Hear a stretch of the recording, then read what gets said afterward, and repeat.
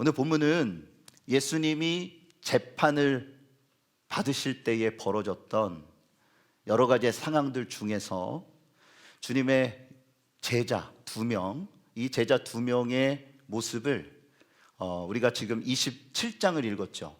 26장 우리가 지지난주에 함께 말씀을 나눴는데, 그때의 베드로에 대한 이야기와 오늘 본문에 등장한 가룟 유다에 대한 두 사람의 대조되어지는 모습을 보여주는 그러한 본문이 됩니다. 이 두 사람은 똑같이 주님을 배신했습니다. 방법은 좀 달랐죠. 베드로는 예수님이 공회에서 재판받으실 때에 3번 모른다 주님을 부인했고요. 가룟 유다 같은 경우에는 어떻습니까? 예수님을 은 30에 종교 지도자들에게 팔아버리는 참 엄청난 죄악을 저지르게 됩니다. 그런데 두 사람 다 주님을 배신했지만 그들의 삶의 결과는 아주 큰 차이점을 드러내는 이러한 모습을 보여줍니다. 자, 그렇다면 오늘 본문을 통해서 우리에게 주시는 메시지는 무엇일까요? 첫 번째는 회개의 기회를 놓치지 말라는 것입니다. 우리 함께 따라합니다. 회개의 기회를 놓치지 맙시다. 여러분, 회개할 수 있는 기회가 있는 것만으로도 놀라운 은혜라는 것을 기억하셨으면 좋겠습니다. 회개할 기회가 없다면 그 다음이 없는 거예요. 그것으로 끝나는 것입니다. 그런데 오늘 본문에 등장한 가룟 유다는 회개의 기회를 영원히 놓쳐버렸습니다.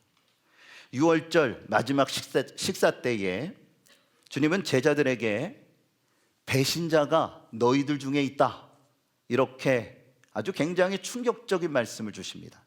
그러자 제자들이 돌아가면서 주여 저는 아니지요. 한 사람이 이야기하기 시작하니까 옆에 있는 제자들이 한 명 한 명, 심지어는 가룟 유다까지 주여 저는 아니지요 라고 이렇게 이야기를 하는 이러한 장면이 있었습니다. 이때에 주님께서 뭐라고 말씀하셨냐면 마태복음 26장 24절 25절 말씀에 우리 다 같이 함께 읽겠습니다. 대답하여 이르시되 나와 함께 그릇에 손 넣는 그가 나를 팔리라. 인자는 자기에 대하여 기록된 대로 가거니와 인자를 파는 그 사람에게는 화가 있으리로다. 그 사람은 차라리 태어나지 아니하였더라면 제게 좋을 뻔하였느니라. 아멘. 누구도 가룟 유다가 예수님을 배신할 것이라고는 생각지 못했던 것 같아요. 그만큼 그가 조심해서 행동을 했고 이 일을 은밀하게 진행했다라는 것입니다. 예수님이 이 장면을 보면 모두에게 말씀하시는 것처럼 들리잖아요. 그런데요, 사실 주님께서 가룟 유다에게 향한 진심된 진솔한 대화였어요. 그를 향한 권면이었습니다. 즉 마지막 기회를 주셨다라는 거죠. 예수님은 묵묵히 자신의 길을 가실 겁니다. 그렇지만 유다는요, 가지 말아야 할 길, 그 길을 향하고 있었다라는 거예요.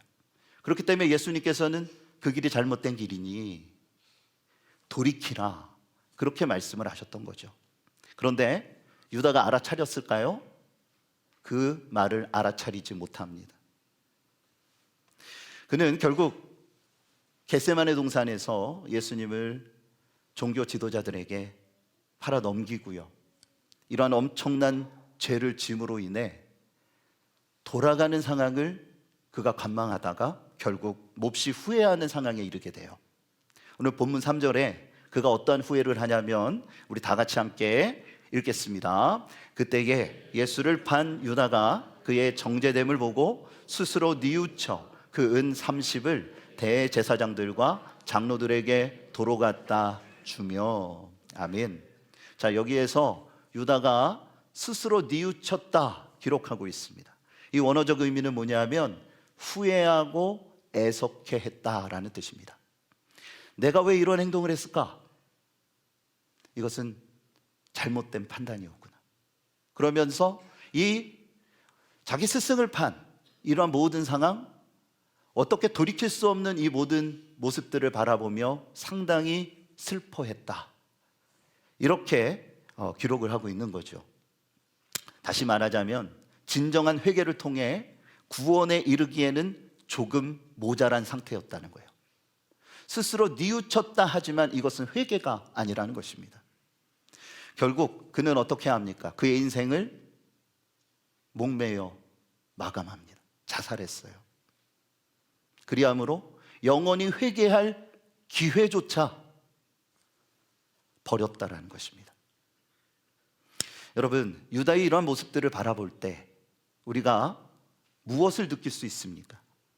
그가 잘못했다는 것을 자각했다라면 진정으로 회개하고 돌이켜야 했습니다. 왜 자신의 목숨을 끊습니까?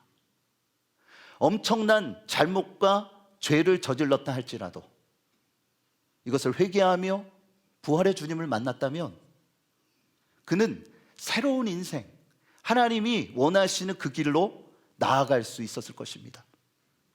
그런데 그런 모든 기회를 다 날려버린 것입니다. 반면에 베드로는 어떠한가요? 그도 예수님을 공식적으로 3번이나 부인합니다. 그렇지만 닭 울음소리가 들렸을 때 주님의 말씀이 생각나요.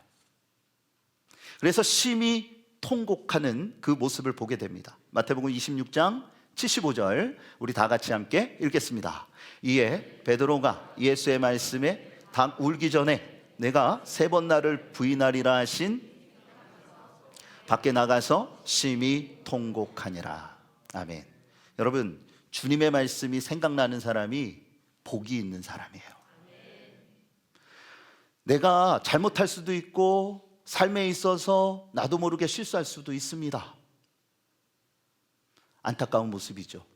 근데 그때에 주님의 말씀이 기억난다면 나의 삶을 다시 돌이키고 다시 은혜의 자리로 나아갈 수 있는 그 기회를 삶에서 잡는다라면 오히려 더 큰 은혜의 힘을 우리는 수없이 경험하고 여기까지 오셨을 겁니다.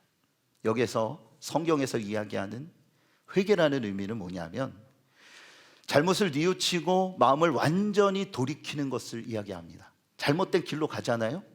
그러면 이 길이 잘못됐구나. 다시 돌이켜서 주님을 따라가는 거예요. 주님이 원하시는 그 길로 가는 겁니다. 다시는 자신이 갔던 잘못된 길을 반복해서 가는 것이 아닌 거예요. 회개의 의미는 뭐냐면 완전히 돌이키는 것. 똑같은 것을 반복하지 않도록 열심히 내 자신과 싸우고 상황과 부딪혀야 한다는 거예요. 회개한다라는 거, 주님 잘못했어요. 얼마나 간단해요? 근데 이게 회개가 아니라는 거예요. 부단히 노력해야 합니다. 왜요? 사탄은 우리를 유혹하고 우리를 넘어뜨리기 위한 여러 가지의 방비를 해놔요. 이때에 이 모든 것들을 이기기 위해서는 주님을 바라보며 믿음의 그 길을 향하여 온전히 따라가는, 주님의 뒤를 따라가는 그 결단이 있어야 한다는 것입니다. 베드로는 주님께 온전히 자신의 모든 잘못을 구합니다.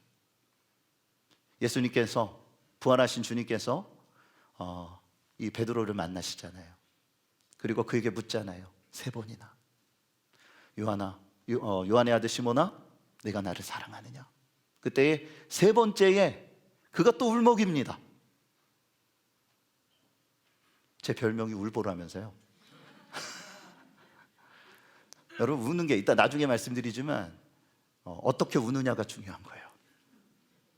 회개의 눈물을 흘리고요, 또한 돌이키는 눈물을 흘립니다.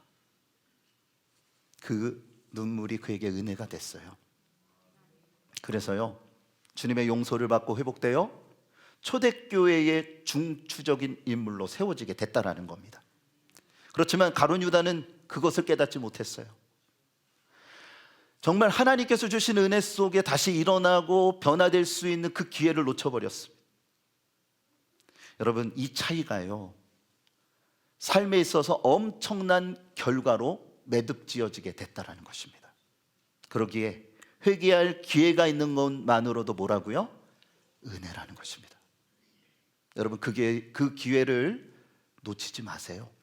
각자마다 삶을 살아가면서 여러 가지의 죄를 나도 모르게 짓게 되고, 이것이 주의 말씀을 통해 자각되어질 때 완전한 돌이킴으로 주님을 바라보며 믿음으로 나아가는 그 회개의 기회를 붙잡게 될 때에 하나님의 은혜가 부어지고 다시 일어나 주님을 바라보며 주님께서 원하시는 귀한 역사를 이루게 될 것입니다. 바라기는 이러한 모든 일들을 이루기 위하여 예수님과 온전히 연합하며 믿음으로 달려가실 수 있는 저와 여러분들이 되어주시기를 주님의 이름으로 축복합니다. 두 번째, 우리에게 주시는 메시지는 신념이 아닌 진리를 따르라는 것입니다. 함께 따라합니다. 신념이 아닌 진리를 따릅시다. 가룟 유다는요, 열심당원의 출신으로 여겨집니다. 이것이 많은 학자들이 갖고 있는 공통된 의견이었어요. 당시에는 유대에 4개의 주요 당파가 있었습니다. 띄워주시면 첫 번째는 사두개파입니다. 귀족 출신의 서기관들이 중심이 되어서 큰 권력을 행사했는데요, 가장 대표적인 사람, 수장이 누구냐면 대제사장이었습니다. 그래서 저들은 자신들이 모세의 후예들이고 말씀을 기록했고 이제 필사를 했다는 거죠. 그리고 그 말씀을 가르치는 일을 행한다. 그러한 자부심, 또한 그러한 아주 권력을 그 한 손에 꼭 쥐고요, 이것을 휘두르려고 하는 이러한 계파였습니다. 이때에 이 사두계파를 대항하며 일어난 이러한 또한 분당이 어디냐면 바리새파입니다.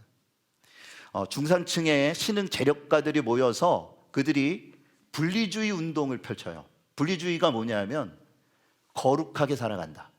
나와 세상을 분리시키는 것입니다. 나와 이방인들을 분리시키는 것입니다. 바리새파 안에서만의 거룩이 있다라고 믿습니다. 얼마나 교만합니까? 그들은 모세 오경만을 인정하고요, 그 안에서 자신들의 신앙을 세워가는, 그래서 그들의 역사는 길지 않지만 맨날 싸우는 거예요. 사두개파랑 바리새파랑 이러한 모습들. 그런데요, 예수님을 십자가에 못 박는 그 일에는 이 서로 원수 같았던 이 당파가요, 손을 잡아요. 대표적인 사람이 사도 바울이 여기에 출신입니다. 또 에세네파라고 있습니다. 이 에세네파는 쿰람 공동체를 형성해서요, 광야에서 운둔하며 개인 영성에 집중합니다. 대표적인 사람이 누굴까요? 세례 요한으로 추정합니다. 그래서 그는 어떻게 합니까? 굉장히 금욕적인 삶을 살아요. 낙타토롯을 입고 또한 메뚜기와 석청을 먹으며, 석청은 꿀을 말하는 거예요. 이 야생 꿀을 먹으면서 그러니까 광야에서 살아가는 이런 모습들, 이런 것들을 보게 되죠. 그리고 마지막은 열심당입니다. 젤롯이라는 이러한 단어를 쓰는데 급진적 유대주의자들이에요. 그래서 저들은 로마 정부에 저항하는 정치 세력을 이루었습니다. 그래서 그들은요, 게릴라 작전을 펼치고 여러 가지의 유혈 사태를 일으키는 등 엄청난 이러한 일들, 저들 가운데 참 펼쳐가는 그러한 것들을 역사적으로 우리가 볼 수 있습니다. 성경에서도 우리가 찾아볼 수 있죠. 예수님의 제자들이 몇 명입니까? 12명이잖아요. 그들 중에서 2명이 이 열심당 출신이었습니다. 셀롯인 시몬이라는 이 인물, 셀롯이라는 말이 바로 젤롯이라는 뜻입니다. 열심당 출신이라는 거죠. 그런데 그는 주님을 만나서요, 완전히 변화된 삶을 삽니다. 성경에 그에 대한 기록은 별로 없지만 주님 안에서 이전의 모든 것들을 버리고 예수로 새로운 옷을 입었어요. 그래서 그가 주님의 뒤를 따라 믿음의 삶, 복음 전파의 삶을 살아갑니다. 그런데 두 번째 인물 가룟 유다, 그는요 그러한 인생이 아니었어요. 유다는 예수님이 다윗 왕과 같이 강력한 리더십으로 로마를 전복하여 옛 이스라엘의 영화를 되찾기를 바랬습니다. 그런데 사실 이것은 유다만의 꿈이 아니었어요. 당시에 유대인들 모두가 갖고 있는 이러한 사상이고 기대였습니다. 그런데 그것을 표현하고 이루어가는 방식이 다른 겁니다. 다른 유대인들은 기도하고 평화로 아니면 그 안에서의 나름대로의 방법을 펼쳤지만 이 열심당원들은 어떻게 해요? 무력으로, 쿠데타로, 게릴라 작전으로 실제적으로 움직여지는 이러한 일들을 행하는 아주 참 과격한 집단이었다라는 거죠. 그런데 예수님이 뭐라고 말씀하세요? 무기력하게 십자가의 길을 가신다라는 이야기를 하니까 유다의 입장에서 매우 실망스러웠다라는 겁니다. 결국 그는요, 예수님을 압박하는 거예요. 그래서 예수님 말씀하신 게 있죠. 하늘의 12군단, 곧 그리스도의 능력을 나타나게끔 방향과 모든 환경을 만드는 거예요. 예수님을 압박하는 겁니다. 그 방법이 뭘까요?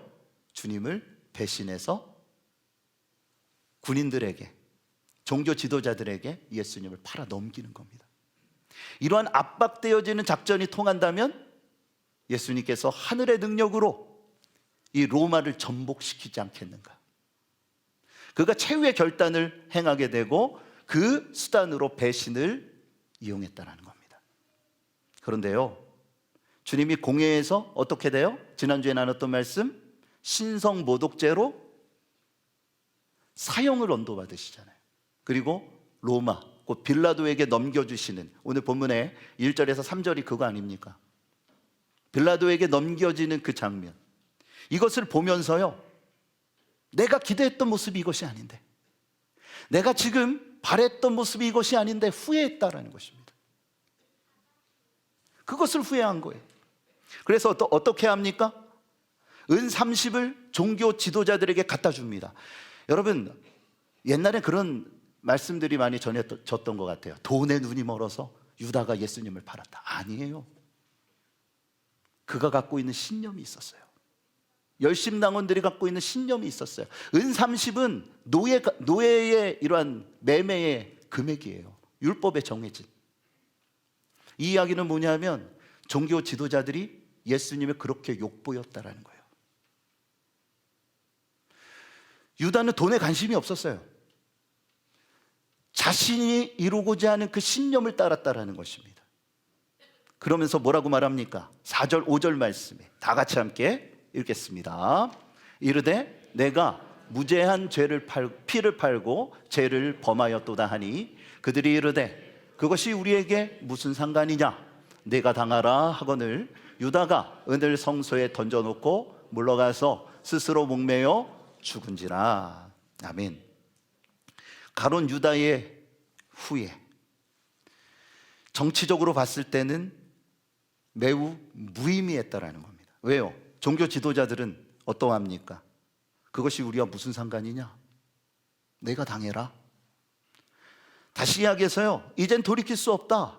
우리는 우리의 목적을 이뤘을 뿐이다. 너와 나와 손잡았을 때는 정치적인 이러한 규합이 있었던 거 아니냐? 내가 후회한다 하여 돌이킬 수 없다라는 거예요. 오히려 자신의 모든 죄를 유다에게 뒤집어 씌우려고 합니다. 얼마나 간악한 사람들입니까? 결국 그는 어떻게 해요? 은 30을 성소에 던져놓고 목매어 죽는 거예요. 여기서 우리는요, 믿음과 신념은 분명히 다르다라는 것을 깨닫게 됩니다. 여러분, 믿음과 신념은 다른 거예요. 간혹 신념을 믿음인 양 착각하며 살아가는 사람들이 있습니다. 여러분, 신념은 뭐예요? 내가 옳다라고 믿는 거예요. 내가 믿고 싶은 것을 믿는 것입니다. 그래서 그 목적을 이루기 위하여 과감한, 심지어는 본인이 그러한 사람이 아님에도 불구하고 극단적인 일들을 펼치고 행합니다. 그건 믿음이 아니에요. 믿음은 뭡니까? 진리의 말씀을 따라가는 거예요. 하나님이 믿게 하시는, 하나님이 제시하시는 것을 믿는 겁니다. 신념은 어떻습니까? 내가 믿는 것에 대해 하나님의 말씀을 껴맞춰요. 내가 믿고 싶은 것에, 내가 지금 따르고 있는 그 신념에 하나님의 말씀을 이용합니다. 그렇게 합리화시켜버립니다. 그것은 신앙이 아니에요, 여러분. 그것은 신앙이 아니에요. 믿음은 나를 꺾는 것입니다. 진리의 말씀으로 깨어지고 부서지는 것입니다. 나의 잘못됨을 깨닫게 되고 그 안에서 낮아짐을 경험하게 되고 베드로처럼 우는 것입니다. 그런데 신념을 따랐던 가룟 유다는 어때요? 그가 이러한 일을 행했다라는 것은 무엇입니까? 내 신념은 틀리지 않았다. 그가 정말 잘못했다라는 것을 인정했다면 회개하며 돌아와야죠. 그런데 그냥 후회할 뿐 목숨을 포기해버리고 마는 것입니다. 여러분, 주님을 따르는 이러한 목적이요, 자신의 신념을 이루기 위한 수단이 되어지면 이것처럼 위험한 것은 없는 것입니다. 세상에 그런 사람들이 있어요. 제가 이민 목회하면서 느꼈던 것 중에 하나가 뭐냐면, 사실 한국도 마찬가지예요. 교회를 나오는 이유가 사업에 도움받으려고, 어떠한 정보를 얻으려고, 믿음이 아니라 어때요? 내가 갖고 있는 어떤 목적을 이루려고 교회에 나오는 사람들이 생각보다 많아요. 여러분 어떠하십니까? 그런데요, 예수님을 보세요. 가룟 유다는 신념을 따라갔지만 예수님은요, 유다에게 또한 다른 모든 제자들에게 하나님께서 주시는 진리를 가르치셨어요. 진리가 들려질 때, 진리가 삶 가운데 역사할 때, 이 신념과 내가 믿고 싶어하는 이 모든 것들이 내려지고요, 주님 안에서 살아갈 수 있게 되는 것입니다. 여러분, 예수님을 왜 믿습니까? 복 받으려고 믿는 거예요? 그건 순서가 잘못된 거예요. 내가 예수 그리스도를 믿어 영접할 때 구원을 받는 것입니다. 구원 받는 자들에게 부어지는 게 복이에요. 그런데 복이 먼저가 되면 기복신앙에 빠질 수밖에 없어요. 그건 우상이에요. 복 자체가 우상입니다. 하나님과 전혀 관계없는 삶을 살아간다는 거예요. 그래서 나의 삶이 좀 잘 되면 복 받은 거고, 나의 삶에 있어서 고난이 오면 내 자신이 뭔가 잘못된 나를 다시 돌아보게 되고, 물론 그러한 과정도 필요하겠지요. 그런데요, 신앙에서는요, 순서가 중요한 것입니다. 주님을 바라보며 믿음 안에서 살아가야 돼요. 그런데 유다는 어떻습니까? 진리보다 신념을 더 우선시했고 그것을 위해 예수님을 배신했다는 겁니다. 여러분 어떠합니까? 진리와 신념 중에서 무엇을 따르고 있습니까? 신념이 신앙의 목적이 되면 지나친 열심으로 잘못된 결과, 유다와 같은 결과를 맺는 거예요. 여러분, 베드로는 비록 부족하고 연약하고 엄청난 죄를 주님 앞에 저질렀지만 이것을 어떻게 해요? 통곡하며 회개하고 주님께로 돌아왔어요. 그런데요, 유다는 울지 않았어요. 후회할 뿐입니다. 내가 잘못된 선택을 했구나. 자신의 신념이 틀리지 않았음을 그는 끝까지 그렇게 믿고 죽었다라는 것입니다. 하나님은 신념이 강한 사람보다요, 연약하고 깨어지고 자신의 부족함을 인정하며 눈물을 흘리는 자를 사용하십니다. 여러분의 눈에서 눈물이 마르지 않았으면 좋겠어요. 정말 통해하는 눈물, 하나님 아버지의 그 눈물, 또한 열방을 바라보며 죽어져가는 그들을 또한 생각하고 흘리는 그 눈물. 목사님, 요즘 나 혼자 먹고 살기도 힘든데 무슨 눈물은 눈물입니까? 그런데요, 분명한 진리와 우리에게 주신 신앙의 목적을 따라가면 그 모든 것들이 주님의 뜻 안에서 채워지게 될 것입니다. 그 믿음과 신앙이 있어야 돼요. 진리를 붙들고 나아갈 때 하나님께서 이 모든 일들을 이루시고 형통케 하신다. 예수님께서는 제자들을 위해서 마지막으로 기도하실 때 요한복음에 보니 17장 17절에 이렇게 기도하셨어요. 우리 다 같이 함께 읽겠습니다. 그들을 진리로 거룩하게 하옵소서. 아버지의 말씀은 진리니이다. 아멘. 여러분도 정말 그렇게 믿으십니까? 하나님은요, 진리로 우리를 거룩하게 하시는 거예요. 나의 신념이 아닙니다. 나의 어떠한 환경과 모습이 아닙니다. 진리의 말씀이 나를 거룩하게 하는 것이고, 아버지의 그 말씀을 따라 나아가게 될 때 주님의 제자가 될 수 있는 것입니다. 에이든 토저 목사님이 목회 후반기에 제가 이 토저 목사님 책을 많이 읽었어요. 그 책에 이렇게 기록이 되어져 있더라고요. 목회 말년에 어느 정도 이제 목회의 정점에 이르렀을 때 이런 생각이 들더래요. 후배들을 향해서 이렇게 말했습니다. 그 어떤 책보다 성경을 가장 많이 읽어라. 젊은 시절부터 정말 장르를 가르지 아니하고 많은 책을 읽으신 분이에요. 모든 책들을 다 두루두루 섭렵한 분. 그러니까 거의 책상에서 살았다는 얘기죠. 그렇게 많은 책을 읽던 중에 어느 정도 시간이 흐르면서 이런 생각이 들더래요. 그래, 목회를 위한 여러 가지의 많은 도서들, 지식을 쌓기 위한 것 소중하지만 무엇보다 진리의 말씀을 읽는 이 시간을 놓쳐서는 안 되겠다. 진리의 말씀을 붙들고 나아가는 그 시간을 늘리는 것이 더 중요하다. 이러한 생각을 하게 됐다라는 거죠. 우리도 마찬가지입니다.